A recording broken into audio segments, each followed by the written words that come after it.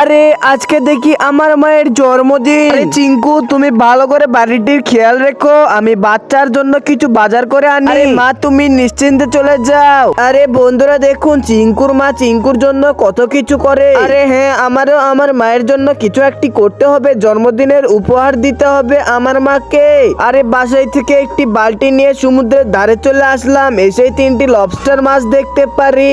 আর এক এক করে সেই 3টি লবস্টার মাছ ধরে ফেললাম। আর তারপরে অনেক বড় একটি মাছ দেখতে পারি আমি, আর এই মাছগুলো নিয়ে গিয়ে মাকে আজকে রান্না করে খাওয়াবো জন্মদিনে। কিন্তু সেইটা দেখার আগে, আরে তুমি যদি কুকুরকে ভালোবেসে থাকো তাহলে কুকুরটির জন্য একটা লাইক এবং একটি সাবস্ক্রাইব করবে। বন্ধুরা, আমার তো অনেকগুলো মাছ হয়ে গেছে, এগুলো নিয়ে বাড়িতে চলে এসে এগুলো ধোয়ার পরে অনেক সুন্দর করে রান্না করে নিব।